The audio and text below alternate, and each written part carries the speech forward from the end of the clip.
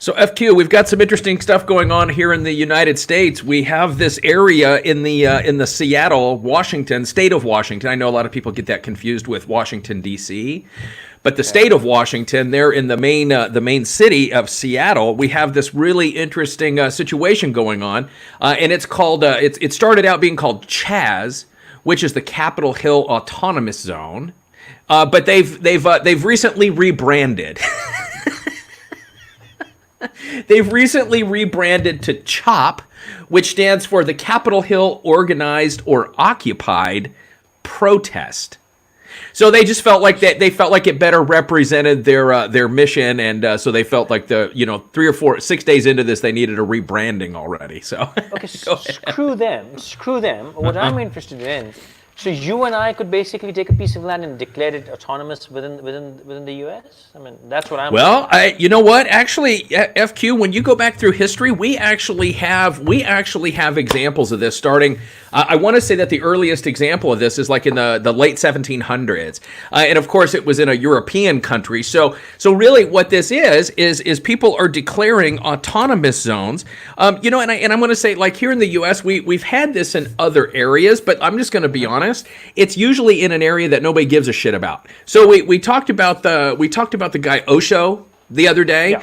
And I believe that was in Oregon. And truthfully, that was an area. There was a few people around and stuff, but mainly that was an open area that nobody cared about. No, bro, you missed my question. When he picked it up, nobody gave a shit about it. When the party started, everybody was there. Is there hope for you and me to start some kind of a reboot? And we could do a reboot zone, an autonomous, declare on kingdom, man. And you know what? Once the party gets going, I'm telling you, Epstein's gonna look like a nut. Oh, absolutely. And I don't know. I don't know whether we can do it or not. I'm assuming that if I were to try to start it, I would be met with all kinds of resistance and force. So I'm not really sure whether or not. I don't know about the legality of it, but what I can tell you is it's happening. Fuck him, gray beards matter. or half and half beards. Well, half and half beards, man. Yeah, salt and pepper. Yeah, I think there is room. So, anyways, what's happening at this? Yeah. So what has happened is over here in CHOP, this area of Seattle, and again, I don't really understand the constitutionality or legality of any of this. It's almost it seems like it's kind of like a group of anarchists that have kind of taken over this area. So my understanding is this area in Seattle, what they've done is they've taken, and it started with during the George Floyd protests, and then they kind of occupied the area and never left. So it started with 3 blocks, and I think it's up to like 7 blocks now.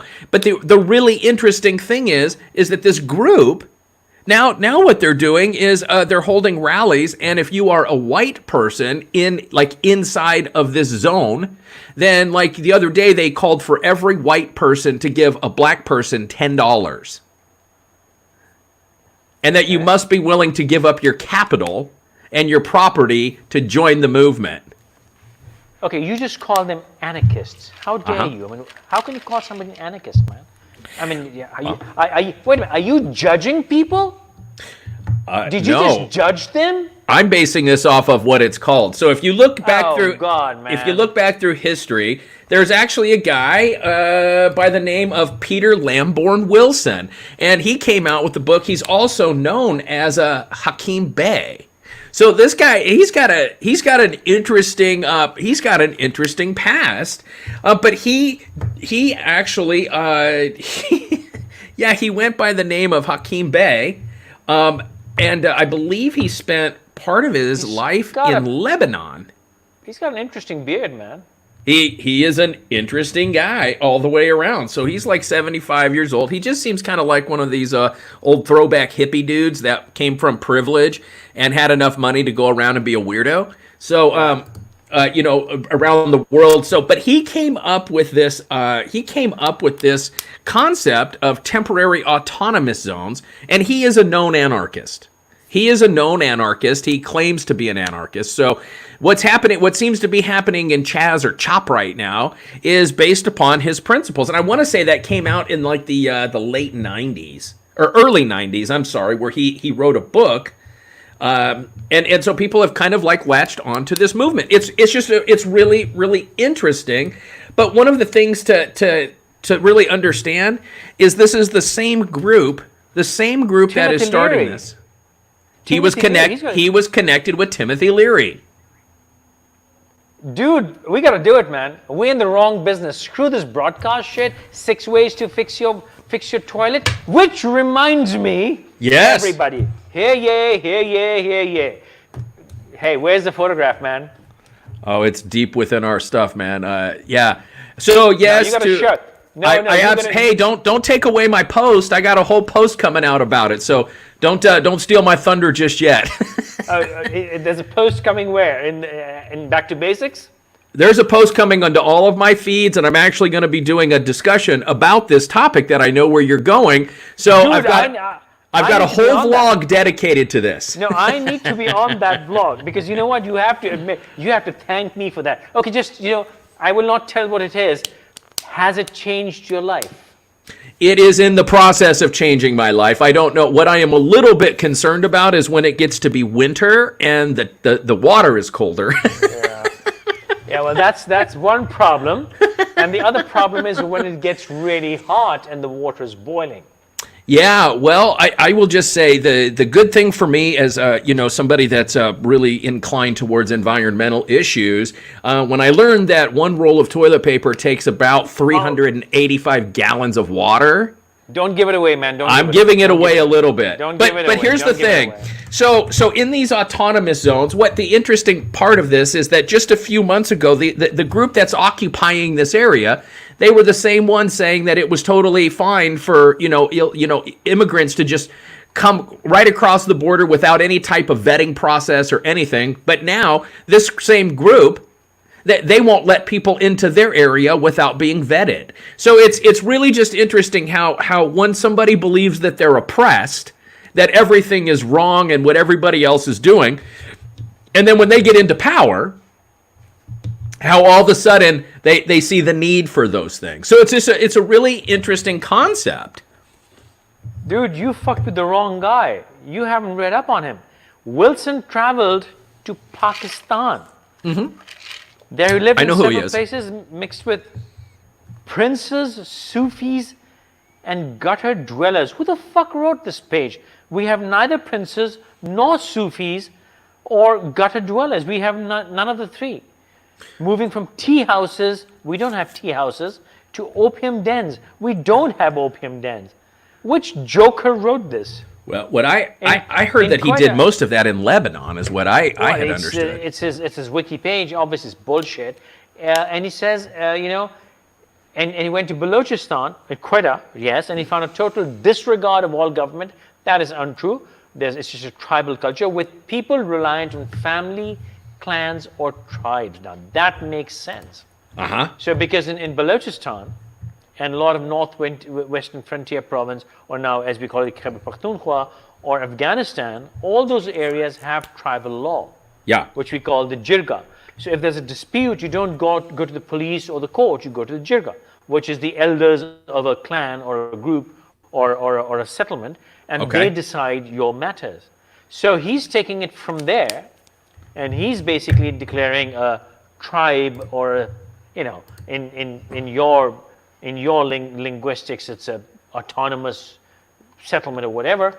Right. So there is credence to some of this shit, man.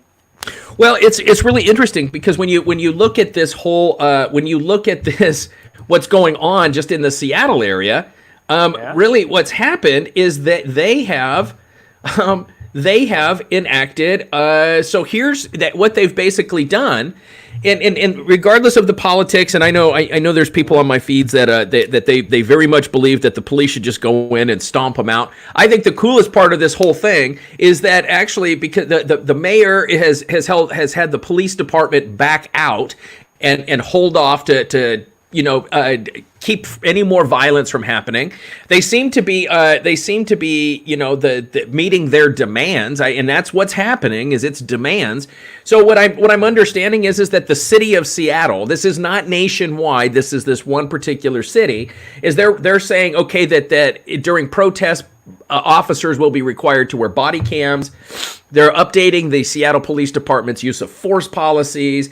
They're like, so a lot of the things, they don't want anybody that may have been charged during the protest. All the charges have to be dropped if it was a misdemeanor. So it's a really interesting situation that's happening. But yet at the same time here in the United States, so this is looked at as political, and it's based on this guy. What did we say his name was? Hakeem Bey. He basically started this movement with a book he wrote in 1985. Something about it came out of his manifesto, and so he talks about and encourages these temporary autonomous zones, which basically what they do is it puts thus a perfect tactic for an era in which the state is omnipresent and all-powerful, and yet simultaneously riddled with cracks and vacancies. So it's anarchy at its the definition of it. So it's not me being judgmental. I'm calling Mr. Bay what he claims to be. So it's what's happening in the Seattle area though is that the elected officials are they're conceding. They're conceding to what's going on, and so it's really made for an interesting situation. And I just want to also say that here in the United States, something else, people get upset with what's happening now in the Seattle area because it's very politically motivated. However, here in the United States, mainly in the East Coast area, Pennsylvania, Ohio, those areas, we have what are Amish communities. And Amish communities, these are religious people. They're very, very peaceful. They are known pacifists. Yeah. They do not get involved with politics, and they stick to themselves. So they're very much separatists. And basically, it's the same thing of an autonomous zone, but they don't bother anybody, so nobody really cares. And also the law protects them. That's correct, because it's religious freedom. So what this Bay needs to do is declare himself a religion, like Oshu. Pretty much. Yeah, pretty much. But he's not, that guy, I think he's too old to even really be involved in this whole thing. I mean, if you look at his pictures now, I mean, he's just this, like, grody old weird-ass boomer dude with a crazy beard.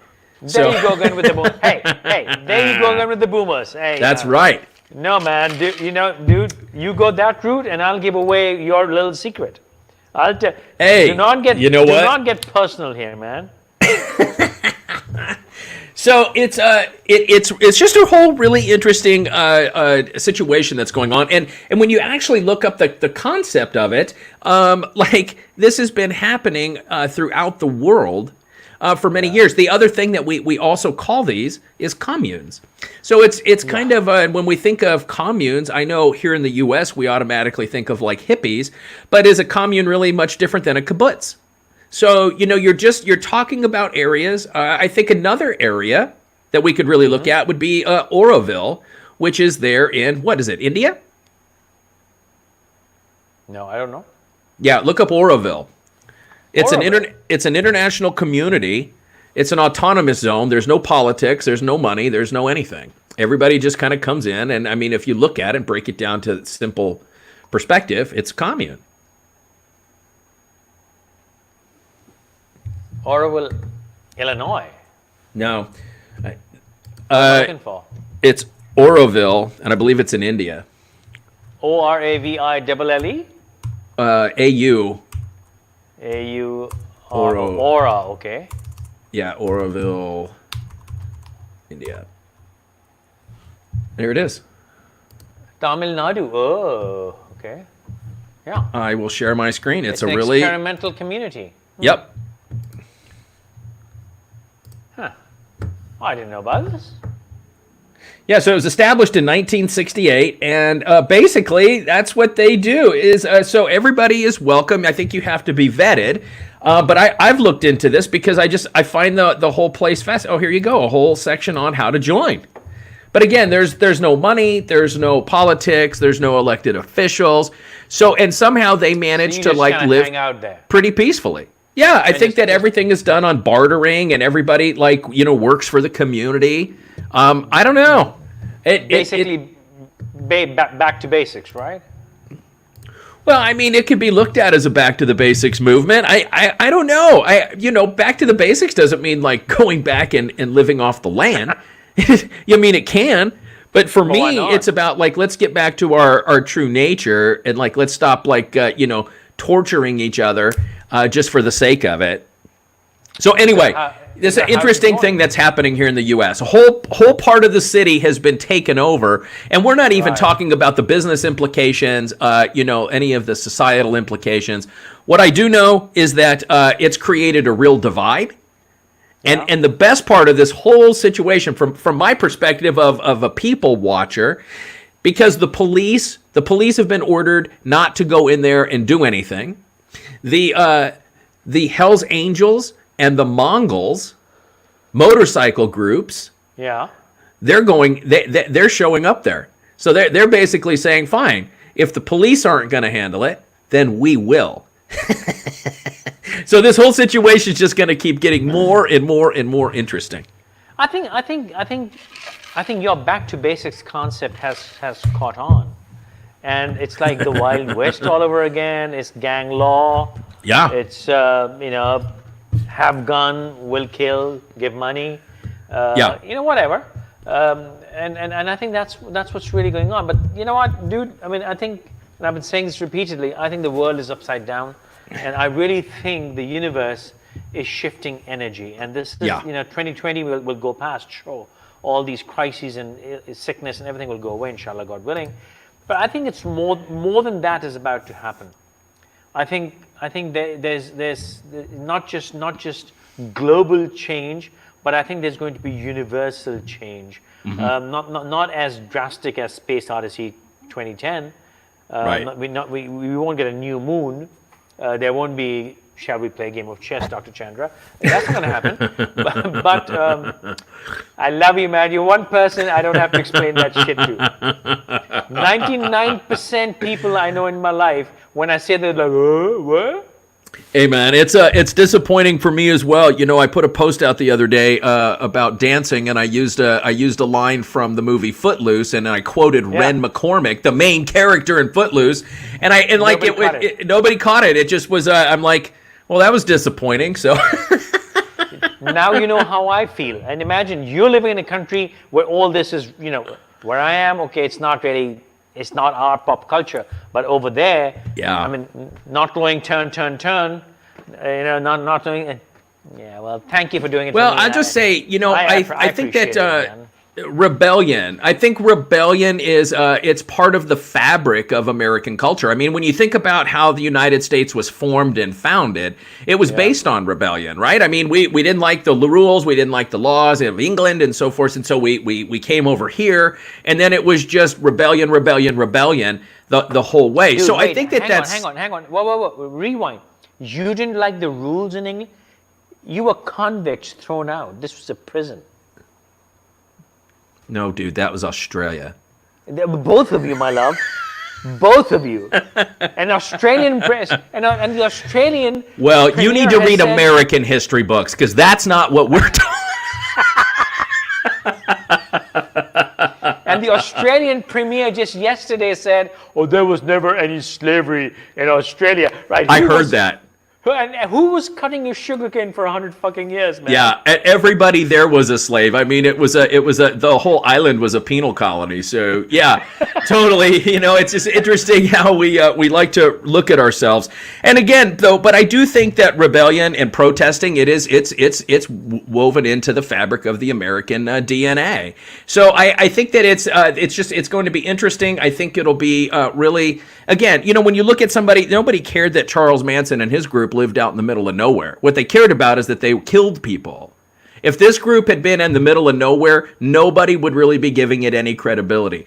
But I do want to say that it'll be interesting to see the economic impact that this ends up having, because there's civilians There's civilian residences that are still in this area. There are businesses that are in this area, and basically they're being locked down. So even though like we talk a good talk about wanting to open the economy, we don't want to open the economy. We just want to be able to do whatever the F we want.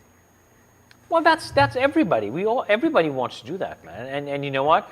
It's not fashionable to say what you really think. You know, again, Sure. I'm gonna scratch your back a little.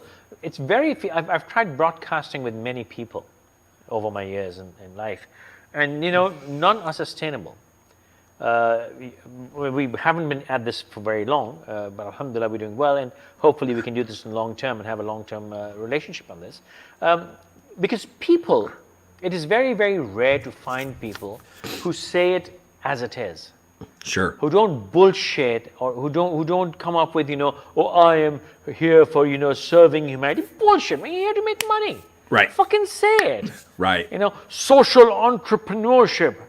Bullshit. You're basically making millions of the bloody charity budget. Say it, man. Right. It's not a crime. It's Right. I'm doing good, but I'm making money.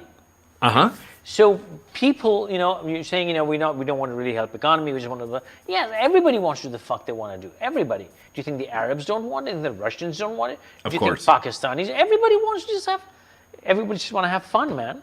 Well, I just know, wanna and have that's the fun. thing is, and we can all have fun. I just think that we need to understand and really realize that, you know, rules aren't really meant to be oppressive. They're meant, you know, and I'm not talking dictatorships or fascism, or I'm not talking any of those extreme types of governments, but in a relatively free society. I mean, it's interesting because people look at the United States. Oh, look at you have all these freedoms, and is it really all these freedoms? I mean, there's an incredibly high tax rate. We have to carry our own health insurance, you know, over and over and over. So there's so many ways that we're not technically free, and so it really just comes down to how do we take and create our own freedoms. Or do we create our own?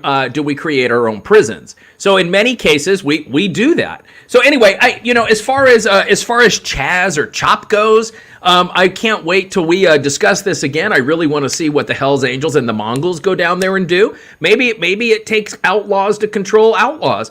I mean, to me, we talked about a movie, but to me, what this really reminds me of is Mad Max in the Thunderdome. That's really kind of what we're seeing right now. We don't need another hero, man.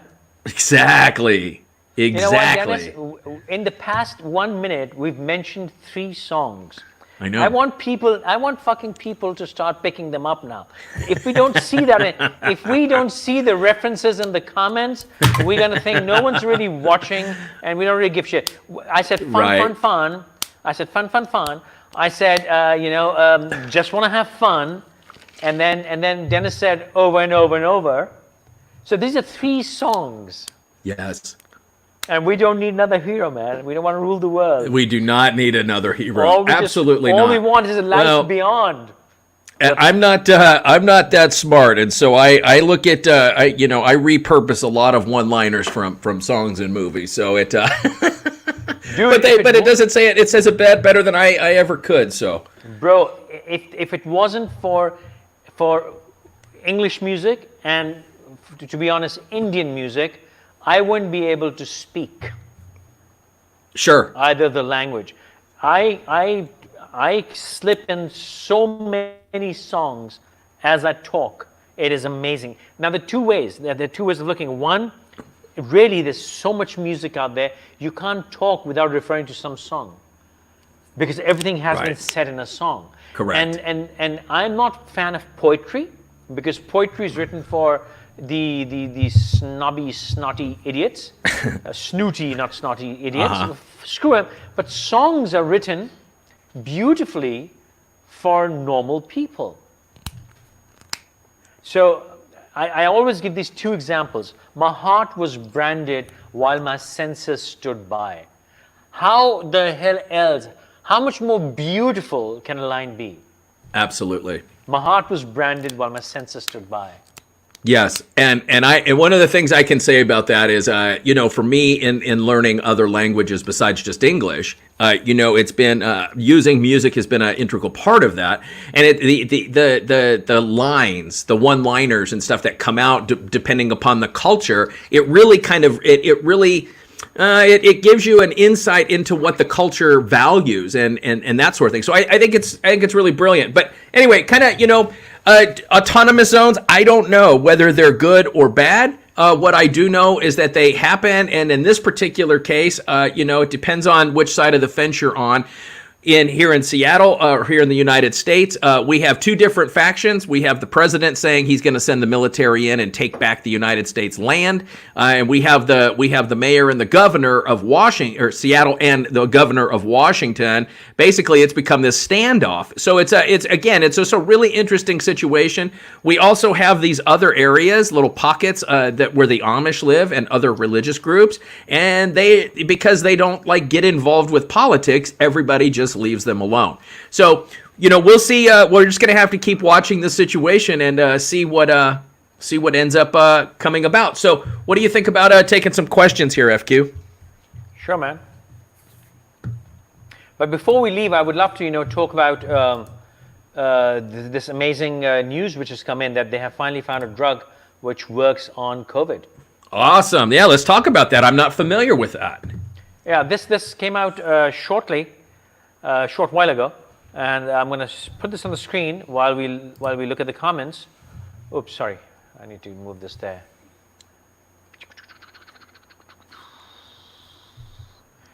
Here. It's a steroid. Yes, and because in parallel I have a discussion going on in my family group that what it does is it slows down your immune system. Okay. And as a result, only useful, if a patient is in cytokine storm where your body is really just creating, because COVID triggers an immune disorder where your body thinks it's trying to fix itself while it's creating, more and more shit for your lungs. So what this does is slows it down. And what they're saying is it's saving a lot of people. Interesting. So it's helping.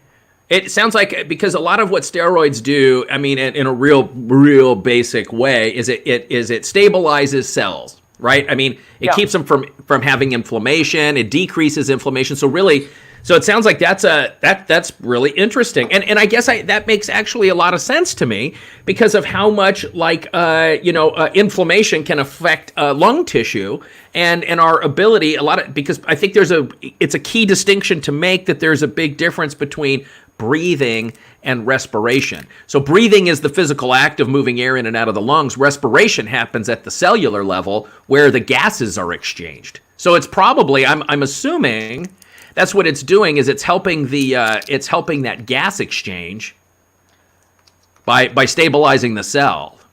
Interesting. And it's curing 19 out of 20 patients without sending them to the hospital. Wow, and of those who are admitted, most also recovered. Wow, that's fantastic. That's going to be a huge blessing and a game changer. If we get some more evidence of this working and some data about this, that's great. And on that, it's all over the internet right now. Hey, it's great, man. Let's hope that I'm trying to find a doctor on the side if he's available. Maybe we can take him for 2 minutes and get some info on this. But in the meantime, let's look at the comments, man. Yeah, perfect. So let's see if we have anything interesting. Kushbu, our good friend. Hello. Good to see you. Good to see you as well. Thank you.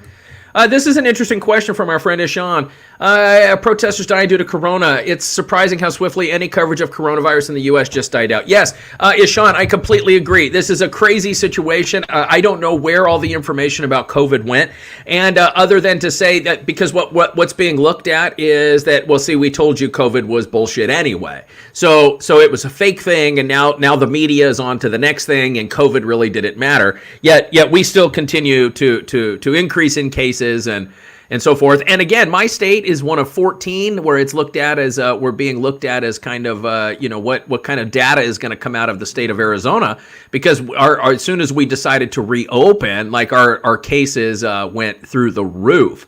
So I think it's a really interesting switch that we're not hearing a lot of coverage on it right now, and we'll see.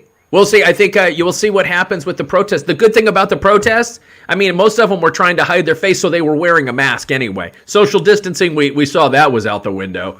But yeah, so it is interesting how quickly, I mean, you got to pay attention and keep up because it changes really, really fast. I think it's a peaceful expression of a community's collective grief and their desire to build a better world. Kushbu, I agree. I agree that that's why this was started. However, when you look at the history of this little group, you can find that it's just shifts of power, the same as it is in any other shift of power. So right now, the person, he's being called a warlord. And the reason he came, I think his name is Raz. He's a rapper. And the reason that he came into power was because, well, the first leader of this group was a female, and apparently she was making way too many sexual advances to the other women.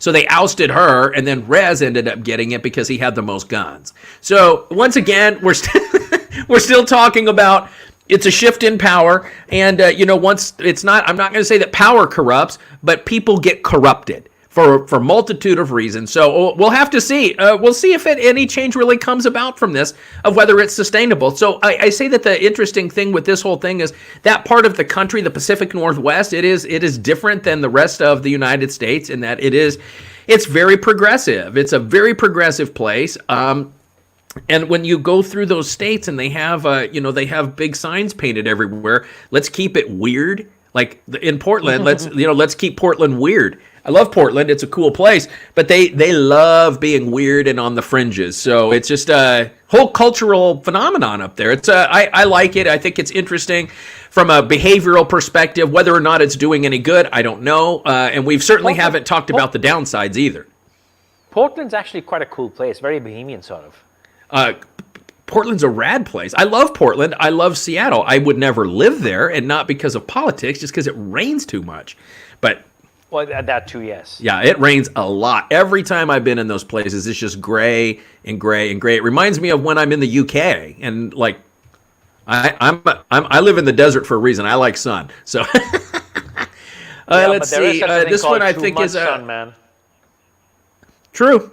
I think this one's for you, FQ. Well, I was just saying before we go live, a lot of salams and lots of love, my brother. Oh, very good. Well, thank you very much, man. Pakistan. This is an interesting one from Ishan again. I can never imagine Indians, Pakistanis, Bangladesh looting, breaking stuff, etc. It's just not in our genes. I don't know. FQ, I don't live in that part of the world. We'd burn the place down. We won't loot. Okay. We'd destroy it completely, burn it down, burn buses, burn cars.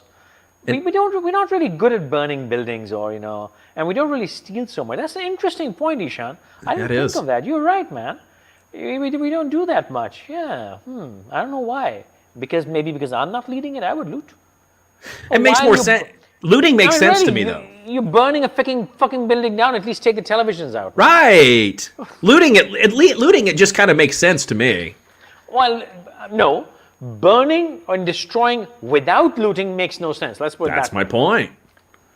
Said looting makes sense. No. Looting makes sense is what? No, dude. So we need to talk about the benefit of vague language. I mean, it's vague language and just using little quotes and sound bites. I mean, it's kept number 45 in office this long, right? So probably another term as well. No, well, that's different, you see. Now here, subliminally, what you really are came out, man. You wanted to loot. You're saying looting is all right. That's not cool, man. I was saying... But it makes a whole lot more sense than just destroying it to destroy it. Thank you. Yes. You can't just not loot and destroy. That's not used to anybody else, man. So yeah, loot and then destroy if you want to. And then while you've looted, why destroy? Exactly. Exactly. Maybe it is subliminal. I don't know. But I'm just saying, I'm not going to burn your building down. You can rest assured, if I am in your neighborhood, I will not burn your house down until I steal your stuff. I'm a capitalist. Yeah, but you had a Freudian slip there, man. You had admit it. There was no Freudian slip at all. It was not in slip. It was much more intentional than you're giving me credit for. Loot. Well done, man. I knew there was something very right with you. It's in South India. Yes, that's at Oroville. Yeah, it's an interesting place. So, if you haven't looked that place up, definitely do. I don't know whether I could live there or not. I like to think I could, and that, it's this utopian society. But I think just like anywhere else, when you expect humans to not act like humans, you set yourself up for all kinds of failure. Humans are still humans, and we still do what we do. Okay, none of these communes have ever lasted the test of time, except for the Amish people, and they too are having a lot of trouble. They'll always have trouble. Yeah. I'm sorry. I don't know if I'm going the wrong direction. Stop me if I shouldn't be saying what I'm saying. But a lot of Amish communities are sort of now, because children were raised to be that way. They don't know any better. If they knew better, they would get out. And a lot of people do try to get out, as far as I know. Well, so it's really a forced commune now. It's not really willingly. It's just been indoctrinated in their heads. Sure it is. It's a total Stockholm syndrome going on, where they don't know, well, I like this. They don't really like it. If they had television and cell phones and internet and shit like that, it would be different. Well, so the interesting thing, FQ, is that Amish people in that community, they at 16 years old, they take what's called Rumspringa. And what that is that they are encouraged to leave the community for up to two to 3 years. And they live just as regular people. But part of the issue is a lot of them come back because you think about it, they've been so restricted for so long. When they hit the streets, like, it's calamity. It's just chaos. It's drugs. It's sex. It's all kinds of crazy parties from being repressed for so long. And interestingly enough, is how many make the decision to actually return. Not a lot of people leave that. But what you're talking about, something very different, which is programming. Yeah. Programming and indoctrination. So, and that definitely plays a part. I want to get to Kushbu's comment here. Business and residents are boarded up in Mardu graffiti. Yep, inside this. Even business outside the checkpoints. Yeah, this is. We're going to have to wait and see. We're going to have to wait and see what happens to the economy here in the business community, Kushbu, because we had a lot of businesses, and like here in Arizona, here in the Phoenix area where I live, like we don't have an autonomous zone here. But what I can tell you is because of the reopening, there's all kinds of businesses now, restaurants, convenience stores, and so forth, that they're having to take, and I should say small retailers, they're going to be closing permanently now, because now what's happened is they don't have the staff to maintain it, because people would come into their businesses refusing to take and wear the mask, and guess what? Now the employees are testing positive and they're getting sick. And in many of these situations, restaurants, if a restaurant worker gets a positive test result for COVID-19, right now they're having to close for a minimum of like 7 days, and they have to get checked and everything else. So as soon as a restaurant worker becomes COVID-19 positive, and I consult in the restaurant industry, they have to shut down, or they have to shut down for so many days, and they have to pay for a cleaning. And I can just tell you, most of the restaurants I'm consulting with, every time they have to shut down and do one of these massive cleanings because of a positive result, we're looking at a minimum of $12,000 to $20,000 per disinfecting operation. It's incredibly expensive. Why? And this is why many of these business owners aren't able to take and sustain this. Why so much money, man? That's just what it costs. I don't know how to answer that other than that's just what they're charging. Fuck, man. It's expensive. And so when you have when you talk about, we want to reopen the economy, then let's reopen it in a responsible way to where people can actually keep their businesses, instead of you just getting to go to the restaurant you want to go to once, and then the restaurant gets screwed. That's right. That's exactly right. But Amish community has no network, and I need Wi-Fi. You know what, Rafiat? Listen, I'm not down with that lifestyle either. I like modern conveniences. I like living in a city. I don't even like living in the country, and I've lived in the country before. So that's not my thing. I prefer urban areas, and I love modern conveniences. So I think we're not as responsible as we could be, but anyway. Can I make a slightly misogynistic comment? I mean, of course. Of course. We'd expect nothing problem less. with them is, oh, thank you very much. I love you. What my problem with the Amish is. Looks like FQ's connection cut out there. I didn't cut him off, which is interesting. So because it looks like he was about to really kind of wind up for something cool to see. So yeah, let's go ahead and let me take another question here, or take another comment. Rafia, I love Footloose. Yeah, me too. A great movie. Totally defined a generation. There he is. I just told him that's what you would come back and say. So you maybe me. I accidentally closed the wrong window. Talk to karma. So should I still go ahead with it? The universe shut you down, bro. So I mean, why do the women not shave? I don't know that. Why do they have to? What? Why do they have to? Come on, man. Look at me. Hashtag keep it hairy. Look at me. Back to basics. There's a limit to back to basics, all right? Hey, man. Like I'm just saying, they're different strokes for different folks, man. So whatever people like. I do want to get to this question right here. Travis, to me, there's a difference in these other zones. They were created and formed on otherwise uninhabited land and people. Yeah, again, I totally agree. Seattle, they have taken over and held an area hostage, really. Totally agree. The businesses have no options, and people are trapped. It's just really interesting. Whether it's similar to Berlin. I mean, I think Berlin was kind of the government doing that, wasn't it? I mean, this whole thing, I don't know. We're talking about ins and outs that I don't really know. I do agree that I don't think it's necessarily the same. I just think it's a very, very interesting concept in that, and here's what I want to see. I just want the Hells Angels and the Mongols to get there. Like, because when they meet up in Vegas and Laughlin and stuff, it's always really good for some cool video and fireworks to come from that. So we'll see. Outlaw versus outlaw, and I don't know, Travis. It's an interesting concept, and Travis and we talk about this off camera as well. So it's just it's a really interesting. Really interesting turn of events that's happened there. We're going to have to wait and see how it plays out. So I don't know. I mean, politically, I might move to Seattle. However, climate-wise, I definitely will not be. But they do have really good crab and seafood there. That the fish markets are pretty amazing there. So anyway, if you want good seafood, man, go to Louisiana. There's a whole other cultural part to that too. I'm more preferential to places like Boston and on the Eastern Seaboard and stuff like that. So, yes, thank you, Travis. Appreciate this. Who are these so-called UK experts? I don't know what that's really referring to. Let's see, Kushbo. I hope we don't face the shortage of the drug in Pakistan. Yeah, that's I hope not too. I hope that we get some really good data on these steroids, and we can see that it. Hopefully, we'll get some. We'll get some good data from it. I hope, and let's see. Let's keep using it.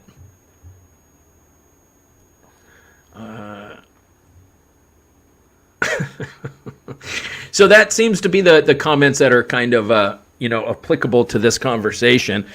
I don't have any answers for this. This really isn't. This was more educational and just interesting dialogue than anything else. I don't know that there's anything to do. There's certainly. I don't know how we take and change the situation, but I do think that I think as smart human beings, I think we need to take and look at it and really look at what's happening from an objective perspective, as opposed to bringing our biases into this. So. Let's see what happens, and and maybe, I don't know, maybe some cool change will come from this. I would rather that change come from being able to have discussions and sit there and have meetings of the minds and co-create solutions. However, I just don't think that that's really very realistic in how the world works. There you go, man. Well, let's hope everybody stays safe and cool, and let's hope this new drug can save millions of lives, because absolutely. The way this thing is going, it's still playing pinball with humanity. Yes. We can talk about it later. Our country is still going bonkers. Our health minister of Punjab last night said that, we are an illiterate nation. So now she's getting shit for it. I've actually made a video which I'm going to release shortly. She said we're an illiterate nation. And I said, well, thank God I agree with her. And people are saying, how dare she? I'm like, she's speaking the truth. Only an illiterate nation would elect an illiterate lot. So she should be thanking God we're illiterate. If we were any better, we'd throw them out. Well, what I'm going to suggest with that is, instead of taking and saying, "Oh, I'm offended by this comment," let's look and see whether or not it has any validity. And if it does, we might want to take a look at that. I think that there's I don't know why she's saying that. However, oh, hey, we got a good one here. Let's check this out before we leave. Hey, Lori. Death and suppressing the immune system isn't the answer. You know what? I don't know, Lori. I mean, as far as, I've been on steroids in the past, and there's definitely some side effects. I think that what we're doing is, but I also want to say on this note, the United States FDA has come out and said that, they are no longer authorized the emergency use of hydroxychloroquine. So, I think we're going to have to continue to rule in and rule out different medications. I mean, I think this is where, science plays a big part in medicine, Lori, but, my friend, I think that you will agree as well. This is where we're kind of finding the art of medicine, and that we have to take and rely on part of the art of medicine as well, and be willing to try new things. And the way I see it is, until we have something that works absolutely for this problem, we have to try anything to save lives. Yeah, and who knows? It might be as simple as it might be as simple as stopping the spread, as simple as a condom was for HIV, right? I mean, we always want to take and go to these really complex. We're so complex. We want these complex solutions, and sometimes it's just as simple as no love, no glove, no love, and that's where we end up, right? So wear your mask. Are you suggesting we wear condoms on our head with little holes? Hey, I really appreciate not seeing people's faces. So I'm down with the mask, man. I'm down with the mask. And especially, living here in my part of the world and being, being so world famous and recognized on this broadcast. So, Laurie, it keeps the paparazzi away. So Laurie's got another comment. Laurie, that's my point. I mean, the world is going through a lot of suffering and death right now. So I think, anything, it would be it herbal medicine, be it alternative medicine, be it quackery, be it whatever, anything, because, and especially for people who are critical, if they've gone past the point where they can self-manage, now it's a matter of life and death, then you know what? My belief is just do whatever you can, give them anything, give them things which are otherwise harmful. But you know what? We gotta try and save, man. Maybe something will click. Maybe they'll have side effects. Maybe they'll have after effects. But the thing is, it's after effects are better than just dying. Then you're done, man. We can do the after. Even right now, when we're having antibiotics and paracetamol, we are trying to reduce the side effects. We're still not curing the problem. We're just trying to create the side effects being created by the problem. Yeah. Symptomatic relief, yeah. And I just think, Lori, kind of to pass this on, I think, especially coming from a healthcare background, and I know that you're deep into the trenches currently. So one, thank you very much for that. Sending blessings and prayers your way to stay safe, healthy. I just think that what it really comes down to, as far as, for people like in my situation, you know what? I'm not in a high-risk group. I don't work in a high-risk profession or occupation anymore. And, so for me, to me, it's all about one simple concept, in that I need to prepare my body to be fit to fight. So the best thing I can do for myself is to make sure I live my active lifestyle. I eat a clean, healthy diet. And, I keep myself fit to fight for when I do test positive, because I think more and more of us are going to test positive. We're going to continue to spread this. So, Lori, thank you for joining us. And I will just put this little bit here, because she did give us a smiley emoji, which is always nice to get. It's certainly better than getting the finger emoji like my inbox has been filling up with recently. Are you kidding me? Why? Well, because I took on the mask situation, and the other day I actually posted a picture. I was at the supermarket. Probably 90% of the people in the supermarket were wearing a mask, and then we had one of our firefighters in uniform coming in and just walking around nonchalantly without a mask. And so I've gotten all kinds of criticism about, well, that's one picture, you don't know the context. Well, let me just provide the context real quick for anybody that might be watching. The context is that I saw this dude get out of his car. I saw him leave the fire station. I saw him drive to the supermarket because I was behind him. And then he gets out of the car in a uniform and then decides to walk in. So there was no mask dangling there was no mask dangling in a pocket. There was no, I don't know whether it was forgotten or not. What I know is that this is somebody who wants the whole community to take and pay for them if they get COVID. The workman's comp insurance should take and pay for that. And I'm not disputing that. But then wear your mask. Wear your mask and protect me the way that you're asking everybody else to like protect you. It works in both ways. So my inbox has been filling up with a lot of middle fingers. People telling me that I forgot where I came from. And I didn't forget where I came from. First of all, my job has changed, so I didn't forget where I came from. The other part of this is that, anybody that's known me from that part of my life for 25 years known that public perception was something that I soapboxed on for years and years and years. So public perception absolutely matters. It's the only way that public safety can maintain trust. And I think we're seeing a big lack of trust between the citizens and the public safety community right now. And that, even though it's directed towards the police officers right now, tides will change. Tides will change, and because it always ends up affecting the entire public safety community. So, Lori, thank you so much. I really appreciate that. I hope that you stay safe and stay healthy, stay blessed, just like everybody watching this. Kushbu sending prayers to you as well. Do send that one, saying prayers. Thank you very much, Kushbu. Before we go, Dennis, you said something really interesting, stay fit to fight, and I will add to that, live to fight another day. Do whatever you can to stay safe and stay alive, man. Absolutely. Absolutely. So thanks so much. We'll see you tomorrow on the next one. Take care. Inshallah. God willing. Take care. Cheers. Bye.